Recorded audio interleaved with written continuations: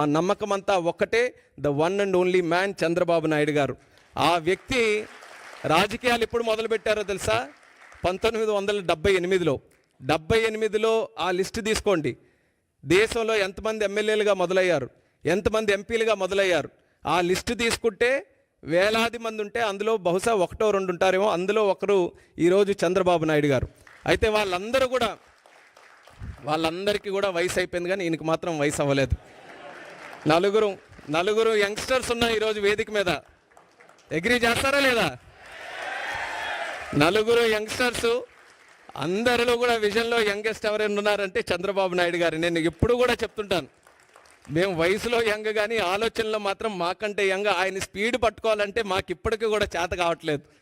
ఆయన గైడెన్సు, ఆయన తాలూకా మెంటర్షిప్ వల్ల ఈరోజు మేము కూడా చిన్న స్థాయి నుంచి ఈరోజు ఈ స్థాయి వరకు నేను కూడా ఒక యంగ్స్టర్గా నేను చెప్తున్నాను. నాన్నగారు చనిపోయిన తర్వాత ఒక కుటుంబ పెద్దలా ఆయన దగ్గర చేర్చుకొని ఈరోజు మూడోసారి కూడా ఎంపీ గెలవడానికి ఒక మంచి మెంటర్షిప్తో మాలాంటి నాయకుల్ని మళ్ళీ పార్టీలో తయారు చేస్తూ ఈరోజు రాష్ట్రానికి అందిస్తున్నారంటే అది ఆయన తాలూకా దూరదృష్టికి, ఆయనకి ఈ జాతి మీద ఉన్నటువంటి కమిట్మెంట్కి అది ఒక చిత్తశుద్ధి అనేది కూడా ఈ సందర్భంగా తెలియజేస్తున్నాను. టుడే ఆయనతో పాటు స్విట్జర్లాండ్ లాంటి దేశంలో ఆయనతో పాటు ఒక వేదిక పంచుకొని ఆయన ద్వారా పెరిగినటువంటి ఒక నాయకుడిగా భారతదేశంలోనే అతి చిన్న వయసులో ఉన్నటువంటి ఒక క్యాబినెట్ మినిస్టర్గా ఆయన పక్కన కూర్చున్నానంటే అది ఆయనకున్నటువంటి విజన్ అనేది కూడా ఈ సందర్భంగా తెలియజేస్తున్నాను.